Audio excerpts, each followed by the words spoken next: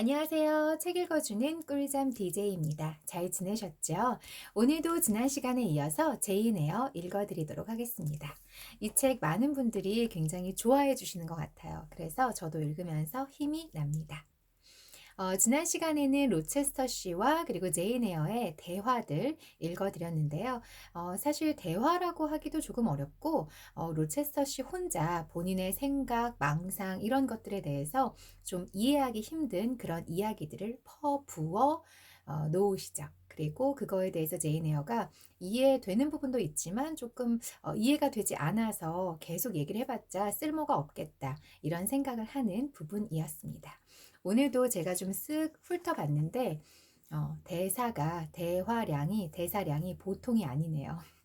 하지만 숨을 고르면서 차분히 천천히 잘 읽어보도록 하겠습니다. 게다가 로체스터 씨의 성격은 도저히 파악할 수가 없었다. 적어도 현재의 내 통찰력으로는 무리였다. 그리고 도무지 모르겠다는 생각과 함께 반신반의하는 느낌과 막연한 불안감이 따랐다. 어디 가시오? 아들을 재우려고요. 잘 시간이 지났어요. 내가 스핑크스 같은 소리를 하니까 겁을 먹었군. 당신의 말은 수수께끼 같아요. 하지만 당황하긴 했어도 겁먹은 건 아니에요. 겁을 먹었소. 당신의 자기애는 실수를 두려워하지. 그런 관점에서라면 정말 걱정하고 있어요. 어리석은 말을 하고 싶지 않거든요. 당신은 헛소리를 하더라도 아주 심각하고 차분하게 말할 테니 나는 제대로 된 소리로 착각하겠지. 당신은 절대로 웃지 않소? 굳이 대답하지 않아도 돼요. 거의 웃지 않는 줄 아니까. 하지만 당신도 아주 명랑하게 웃을 수 있어. 내가 태어나면서부터 나쁜 사람이 아니듯이 당신도 태어나면서부터 금욕적인 건 아니오. 당신은 아직도 로우드 학교에 속박되어 있어. 표정을 통제하고 목소리를 죽이고 조심스럽게 움직이지. 남자나 형제 또는 아버지나 남자 선생 앞에서 유쾌하게 웃고 자유롭게 말하고 빨리빨리 움직이는 것을 두려워해. 하지만 곧 나와 함께 있는 것이 자연스러워질 것이요. 당신이란 사람은 관습적일 수가 없는 사람이니까. 그리고 표정과 동작도 지금보다는 더 쾌활하고 다채로워지겠지. 이따금 촘촘한 세 장 창살 사이로 낯선 새가 살짝 내다보는 것이 보이거든. 발랄하고 끊임없이 움직이고 싶어하고 의지가 굳센 죄수가 갇혀있지. 자유의 몸이 되기만 하면 구름처럼 높이 날아오를 텐데. 아직도 가고 싶은가? 9시를 쳤어요. 상관없소. 잠깐만. 아들은 아직 잘 준비가 안 되었소. 내 자리에서는 아들이 잘 보이거든. 당신하고 이야기하면서 이따금씩 아들을 지켜봤소. 아들은 10분쯤 전에 상자에서 분홍빛 비단옷을 꺼냈소. 기뻐서 환한 얼굴로 옷을 펼쳤지. 교태가 아들의 피 속을 흘러 뇌 속에 섞여들고 골수에 배어있지. 아들은 입어봐야겠어. 지금 당장. 하고 소리치며 밖으로 뛰어나갔소. 이제 소피의 도움을 받아 옷을 입고 있겠지. 몇 분만 있으면 다시 들어올 거야. 어떤 모습일지 안 봐도 뻔하오. 막이 오르면 무대에 나타나던 셀린 발행의 축소판이지. 아니, 신경 쓰지 마시오. 어쨌든 더없이 여린 내 감정이 충격을 받으려 하고 있어. 예감이 그렇소. 그러니 여기 남아서 실제로 그렇게 되는지 보시오. 얼마 안 있어 아들의 작은 발이 통통통 뛰어오는 소리가 들렸다. 아들은 후견인이 예견했던 그대로 변신해서 들어왔다. 아까 입고 있던 갈색 옷을 벗고 최대한 풍성하게 주름을 잡은 짧은 장밋빛 비단 드레스를 입고 있었다. 이마에는 장미 꽃봉오리 화관을 두르고 있고 발에는 비단 양말과 자그마한 하얀 비단 샌들을 신고 있었다. 아들이 뛰어오며 소리쳤다. 이 옷 어울려요? 신발은요? 양말은요? 잠깐만, 지금부터 춤을 출게요. 그러더니 치마를 쫙 펼치고 발을 끌듯 빨리 옮기는 발 동작으로 로체스터 씨 앞에 이르더니 발끝으로 서서 가볍게 한 바퀴 돌고는 한쪽 무릎을 꿇고 소리쳤다. 무슈, 관대한 마음 씀씀이에 감사드립니다. 그러고는 일어나면서 덧붙여 말했다. 우리 엄마도 이렇게 하셨죠? 그렇죠? 대답은 이랬다. 그리고 콤슬라. 네 엄마는 나를 홀려 영국 바지 주머니에서 그 말을 꺼내게 했지. 나는 풋내기였어, 에어야. 그래, 풋풋한 풋내기였지. 지금 당신에게 봄빛이 신선한 기운을 주듯이 나도 한때는 봄빛이 신선한 기운을 주었소. 하지만 나의 봄은 가버렸지. 이 작은 프랑스 꽃을 내 손에 남겨두고 떨쳐버렸으면 할 때도 있어. 그 꽃을 피운 뿌리가 이제는 소중하지 않으니까. 그런 꽃을 한 금가루만이 거름이 될 수 있다는 사실을 알게 된 탓에 좋아하지 않지. 특히 바로 지금처럼 너무도 인공적으로 보일 때는 더 그렇소. 그 꽃을 거두어 키우는 것은 로마 가톨릭의 원칙에 따라 크든 작든 셀 수 없이 많은 죄를 하나의 선행으로 속죄하기 위해서요. 언젠가 다 이야기해 주리다. 잘 자시오. 여기까지가 제 14장이었습니다. 로체스터 씨는 사실 본인만 쭈루룩 얘기를 하는 것 같았는데 이 사람에 대한 어떤 통찰력 그것도 굉장하신 분인 것 같아요. 굉장하신 제가 너무 극존칭을 쓰고 있죠. 나 이분 무서워서. 말하는 게 너무 고압적이잖아요. 굉장히 좀 지시적이고 그쵸? 그런데 어쨌든 이분이 이 제인 에어 안에 있는 그 세 장 밖으로 날아가고자 하는 구름처럼 높이 날아오르고자 하는 그런 그 마음을 읽은 거예요. 사실 그런 성격을 가지고 있는 제인 에어잖아요. 그렇기 때문에 로드 학교에서 8년 동안 교사로 생활을 하면서 학생이었다가 교사로 생활을 하면서 그 안에서 그냥 똑같은 반복되는 안정적인 생활을 누려도 되는데 뭐 그걸 누린다고 볼 수는 없겠지만 그런 생활을 해도 되는데 거기에서 벗어나서 뭔가 더 새로운 저 언덕 너머에 있는 미지의 무언가를 찾아가고 싶어 하잖아요. 그래서 이렇게 자기가 취업도 스스로 알아보고 신문에 광고도 내고 그러면서 본인의 힘으로 이렇게 여기까지 온 것이고 그래서 그 제인 에어 안에 있는 그 어떤 열망과 갈망과 그리고 이 시대 여인들에게서 볼 수 없는 그런 것들이 있다는 것을 로체스터 씨는 정말 짧은 시간인데도 그것을 알아낸 거죠. 그것을 읽을 수 있는 그런 어떤 관찰력이 예리함이 있는 분이라는 생각이 듭니다.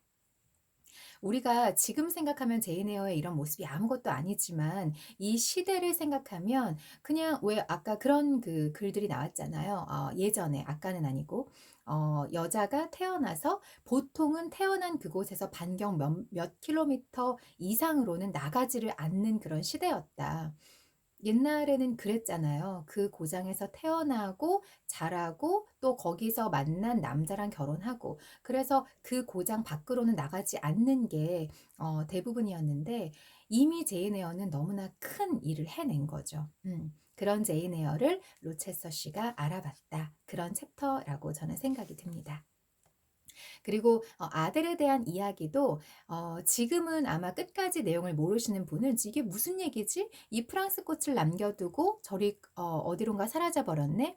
그 꽃을 피운 뿌리가 이제는 소중하지 않으니까 이게 무슨 말이지?' 생각하실 수도 있는데 끝까지 듣다 보면 '아 그게 이 얘기였구나.'라고 좀 이렇게 퍼즐이 맞춰지실 거예요. 끝까지 들어주세요. 제 15장 로체스터 씨는 그 뒤로 기회가 닿자 이야기를 들려주었다. 어느 날 오후, 나는 아델과 함께 정원에 있다가 우연히 로체스터 씨를 만났다. 아델이 파일럿과 셔틀콕을 갖고 노는 사이에 로체스터 씨가 아델이 보이는 범위 안에서 긴 너도밤나무 가로수길을 산책하자고 했다. 그때 아델이 프랑스 오페라 무용수 셀린 발행의 딸이라는 이야기를 들었다. 로체스터 씨는 한때 셀린에 대해 스스로 그랑 파숑이라는 것을 품고 있었다고 말했다. 그랑 파숑은 크나큰 열정이라고 합니다. 이 열정에 대해 셀린은 훨씬 더 큰 열정으로 보답하는 척 했다. 로체스터 씨는 자신이 못생기긴 했지만 셀린의 우상인 줄 알았다. 셀린이 아폴로 벨베데레의 우아함보다 자기의 건장한 체격을 더 좋아하는 줄 알았다고 했다. 그런데 에어야, 나는 이 프랑스 요정이 영국의 놈을 좋아해 준다는 사실에 우쭐해서 파리 시내의 집에 들어앉히고 하인이며 마차며 캐시미어 옷이며 다이아몬드며 레이스 옷까지 등 부족한 것 없이 안겨주었어. 한마디로 말해 여자에게 빠진 바보들이 그렇듯이 그와 똑같은 방식으로 나 자신을 망치고 있었던 거지. 수치와 파멸로 가는 새로운 길을 그려낼 독창성이 없었던 터라 많은 이들이 거쳐가면서 오랜 세월 동안 굳게 다져진 길 한복판을 바보스러우리만치 그대로 따라간 거요. 그래서 당연히 나도 여자에 빠진 바보들과 똑같은 운명의 길을 밟았지. 나는 미리 알리지 않고 우연히 셀린을 찾아갔던 날 그 사실을 알게 되었어. 그날 밤은 따뜻해서 파리 거리를 어슬렁어슬렁 산책하다가 피곤하길래 셀린의 집에 갔지. 얼마 전까지 셀린이 머물렀던 덕분에 신선해진 공기를 기쁘게 마시며 그 방에 앉아 있었어. 아니, 이건 과장한 거요. 나는 셀린한테 신성화할 만한 미덕이 있다고는 생각한 적 없어. 사실 그것은 셀린이 남기고 간 향초의 향기, 사향과 엠버향 따위였지. 미덕의 향기는 아니었다오. 나는 온실의 꽃향기와 향수 냄새에 숨이 막혀서 창문을 열고 발코니로 나갔어. 달이 비치고 가스등이 꺼져 있고 아주 조용하고 평화로웠지. 발코니에 의자가 있어서 거기에 앉아 여성연을 꺼냈어. 괜찮다면 지금 한 대 피우고 싶소. 로체스터 씨는 잠시 말을 멈추고 여성연을 꺼내어 불을 붙였다. 여성연을 입에 물고 햇볕도 없는 추운 공기 속에서 하바나산 여성연의 연기를 들이마시고는 이야기를 계속했다. 그 당시 나는 봉봉을 좋아해서 크런치 초콜릿 봉봉을 와작와작 먹다가 여성연을 피우다가 하면서 최신 유행의 거리를 지나 근처 오페라 하우스 쪽으로 가는 마차들을 지켜보고 있었어. 그런데 휘황한 도시의 밤 속에서도 우아한 자태를 또렷이 드러내며 멋진 한 쌍의 영국말이 끄는 마차가 달려오고 있었어. 바로 셀린에게 선물한 마차였지. 셀린이 돌아오고 있었어. 물론 나는 조바심에 가슴이 쿵쿵 뛰면서 난간 위로 몸을 내밀었지. 마차는 예상대로 집 앞에 섰어. 내 불꽃은 마차에서 내렸어. 더운 6월 밤이니까 굳이 걸치지 않아도 되는 망토를 거추장스럽게 입고 있긴 했지만 그 여자가 마차 계단에서 뛰어내릴 때 치맛자락 사이로 살짝 드러난 작은 발을 보고 한눈에 셀린인 줄 알아차렸지. 발코니 위로 허리를 숙이고 사랑하는 이한테만 들릴 만한 목소리로 몽앙주 하고 부르려는데 셀린에 따라 누군가 마차에서 뛰어내렸어. 역시 망토를 입은 사람이었지. 길바닥에는 막 박차가 달린 뒷굽소리가 울렸고 중절모를 쓴 머리 하나가 아치 모양으로 된 호텔의 마차 입구를 지나갔어. 에어양, 당신은 질투를 느낀 적이 한 번도 없지요. 당연히 그렇겠지. 물어볼 필요도 없소. 당신은 사랑을 느낀 적이 없을 테니. 당신은 사랑도 질투도 아직 맛보지 못했소. 당신의 영혼은 잠자고 있지. 하지만 그 감정들은 잠든 영혼을 깨울 정도로 충격을 줄 것이요. 당신은 당신의 젊음이 지금까지 흘러왔듯이 앞으로도 모든 생활이 잔잔하게 조용히 흘러갈 거라고 생각할 거요. 그 흐름의 밑바닥에서 멀지 않은 곳에 바위들이 빽빽히 들어차 있는 것도 보지 못하고 그 바위 기슭에서 부서지는 물결 소리도 듣지 못하지. 하지만 내 말 잘 들으시오. 당신은 언젠가 그 강에서 거친 바위들을 만날 것이오. 그곳에서 인생이라는 강 전체가 요란한 소리를 내며 부글부글 격렬하게 소용돌이 칠 거요. 당신은 울퉁불퉁한 바위에 부딪혀 산산조각이 날 수도 있고 거대한 파도에 휩쓸려 좀 더 잔잔한 흐름 속으로 들어갈 수도 있소. 지금 내가 그렇듯이. 나는 오늘이 좋소. 저 짙은 청회색 하늘도 좋고 서리로 뒤덮인 이 고요하고 황량한 세상도 좋소. 나는 손필들을 좋아하오. 그 고색 창연함과 한적함, 까마귀 떼가 사는 오래된 나무들과 가시나무들, 잿빛 건물과 잿빛 하늘이 비치는 어두침침한 창문들도. 하지만 오랫동안 이 집을 생각하는 것조차 싫어했어. 마치 전염병이 끓는 집처럼 피했지. 지금도 얼마나 싫어하는지. 로체스터 씨는 이를 갈더니 입을 다물었다. 걸음을 멈추고 장화발로 딱딱한 땅바닥을 찼다. 뭔가 끔찍하도록 싫은 생각에 단단히 붙들려서 더 이상 나아가지 못하는 것 같았다. 로체스터 씨는 가로수길을 올라가다 말고 그렇게 멈추어 서 있었다. 저택이 눈 앞에 있었다. 로체스터 씨는 눈을 치켜들고 흉벽을 노려보았다. 그 전에도 그 뒤에도 한 번도 보지 못한 눈빛이었다. 고통과 수치심과 분노, 짜증, 혐오감과 증오들이 새까만 눈썹 아래 부릅뜬 눈 속에서 부르르 떨며 싸우고 있는 것 같았다. 이 싸움은 그 무엇보다도 격렬했지만 곧이어 그보다 더 강렬한 감정이 솟아올라 격렬함을 제압했다. 냉엄하고 냉소적인 감정, 고집스럽고 단호한 감정 때문에 격정이 가라앉고 표정이 차갑게 굳어졌다. 로체스터 씨가 말을 이었다. 나는 방금 내 운명과 한 가지 협상을 하고 있었어. 내 운명은 저 너도 밤나무 옆에 서 있었어. 보레스 황야에서 맥베스 앞에 나타난 마녀 같은 노파였지. 손필들을 좋아하는가 하고 물으면서 손가락을 들더니 허공에다 경고문을 썼는데 그 글은 저택 정면의 위층 창문들과 아래층 창문들 사이에 빛나는 상형 문자로 쓰여 있었지. 할 수 있으면 좋아해보라. 용기가 있으면 좋아해보라. 라고. 나는 말했지. 나는 좋아할 거요. 감히 좋아할 거요. 그 말을 지킬 것이요. 행복으로 가는 장애물을 선함. 그래, 선으로 가는 장애물을 부술 것이요. 예전의 나보다, 지금의 나보다 더 나은 사람이 되고 싶소. 요배 리워야단이 창이나 표청이나 쇠사슬 감옷도 부러뜨리듯이 남들이 강철이나 노쇠라 여기는 장애물들을 지푸라기와 썩은 나무쯤으로 여길 것이오라고. 그때 아들이 셔틀콕을 들고 뛰어왔다. 로체스터 씨는 쌀쌀맞게 소리쳤다. 저리 가! 가까이 오지 마. 소피한테 가든지. 그러고 나서 말없이 다시 걷기 시작했다. 나는 용기를 내어 어디까지 이야기하다가 갑자기 다른 이야기로 빠졌는지 상기시켜 주었다. 내가 물었다. 마드모아젤 발행이 들어오자 발코니에서 나가셨나요? 나는 이 난데없는 질문이 퇴짜를 맞을 줄 알았다. 하지만 로체스터 씨는 인상을 찌푸리며 멍하니 있던 상태에서 깨어나 내 쪽을 바라보았고 어느덧 이마의 그늘이 깨끗이 걷혀 있었다. 아, 셀린을 깜빡 잊었군. 그래, 이야기를 계속하지.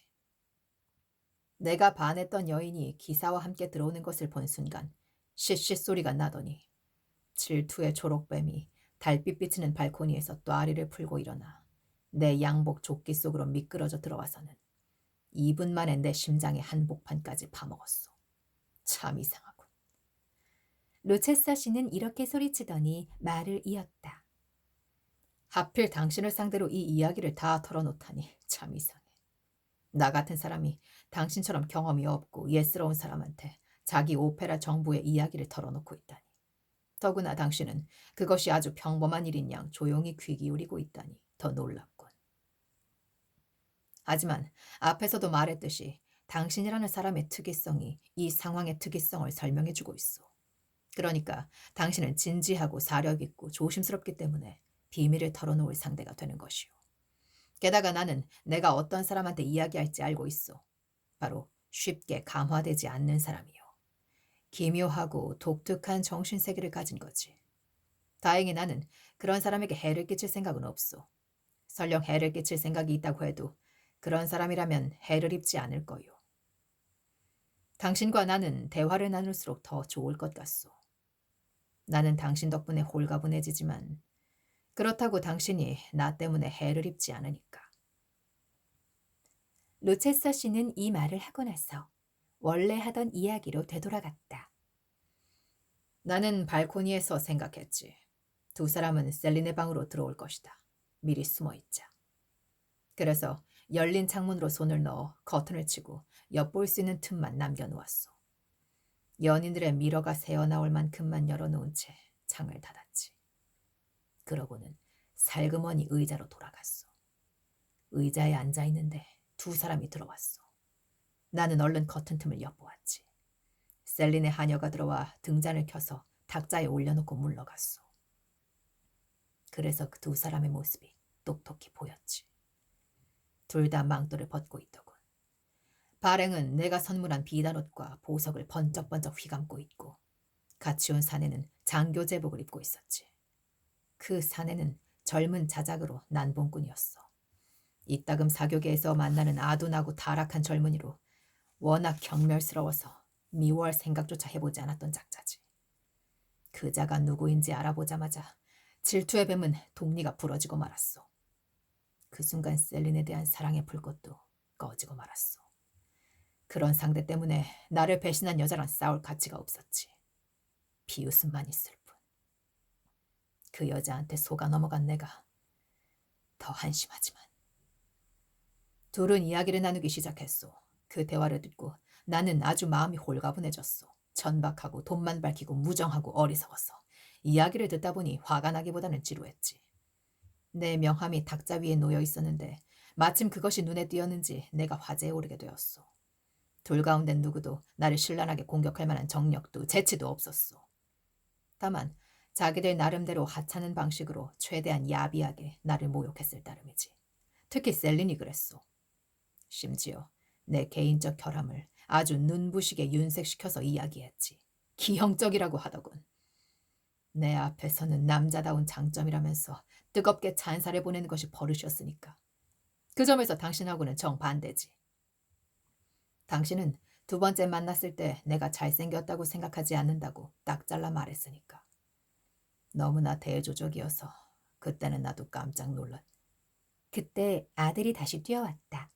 무슈! 존 아저씨가 대리인이 뵈러 왔다고 전화를 했어요. 아, 그렇다면 간단하게 이야기를 끝내야겠군. 나는 창문을 열고 두 사람에게 다가갔어. 셀린을 나의 그늘에서 해방시켜 주었지.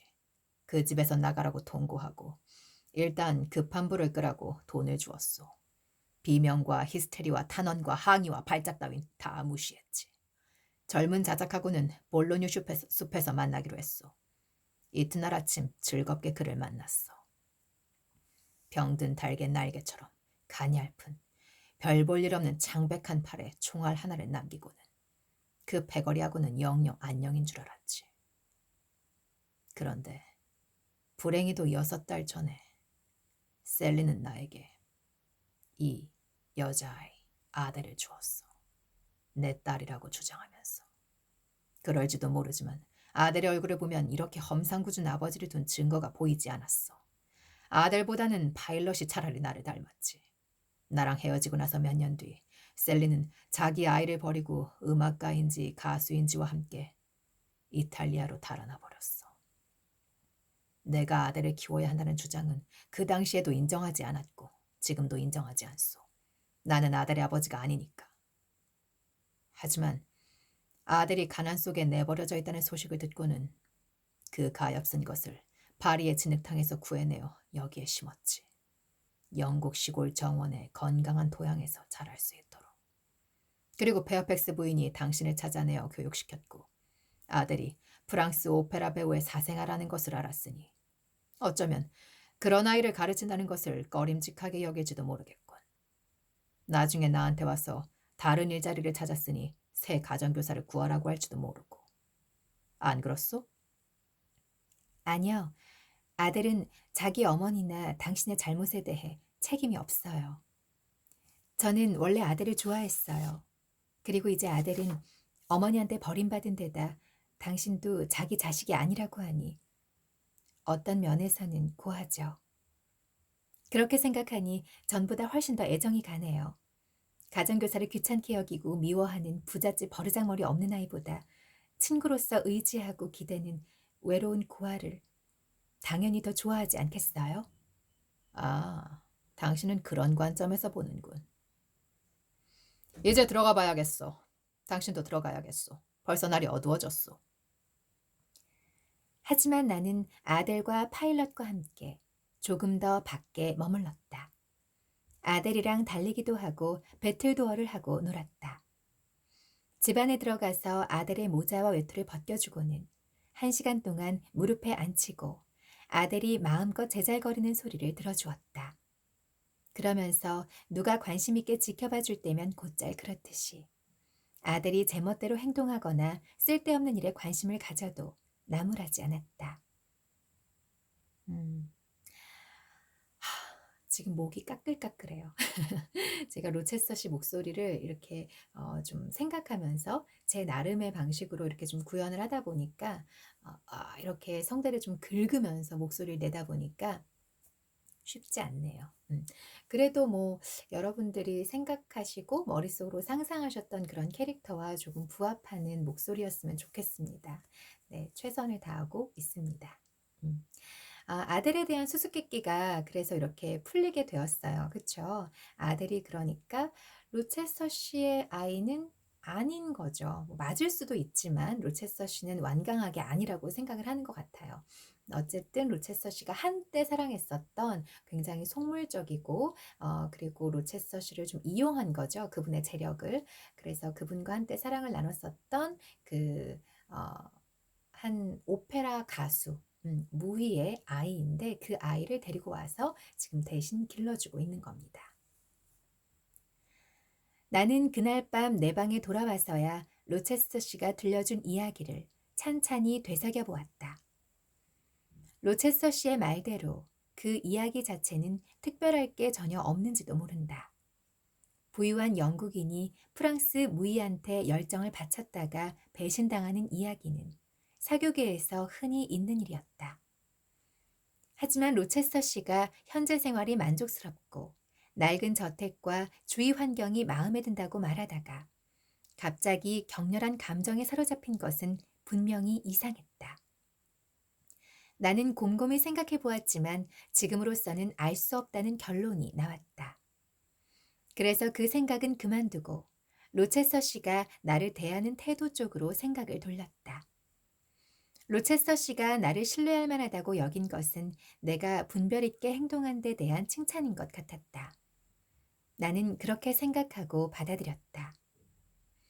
이제 로체스터 씨의 행동도 처음처럼 변덕스럽지 않았다. 내가 방해가 되는 경우는 없는 것 같았다. 갑자기 쌀쌀맞고 거만하게 굴지도 않았다. 우연히 나를 만나면 반가워하는 듯 했다. 로체스터 씨는 늘 인사를 했고 이따금 웃어 보이기도 했다. 정식으로 오라는 요청을 받고 그 앞에 가면 영광스럽게도 진심 어린 환영을 받았다. 덕분에 나는 내가 정말로 로체스터 씨를 즐겁게 해줄 수 있으며 이 저녁의 만남이 나만 좋은 게 아니라 로체스터 씨한테도 즐거운 일이라는 느낌이 들었다. 나는 말이 별로 없었지만 이야기는 재미있게 들었다. 로체스터 씨는 천성적으로 말하기를 좋아했다.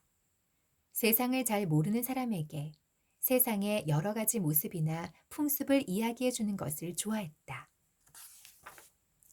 그리고 나는 로체스터 씨가 주는 새로운 생각들을 받아들이고 로체스터 씨가 그려주는 그림을 상상하고 그가 드러내주는 새로운 지역을 머릿속으로 따라가면서 짜릿한 기쁨을 느꼈다.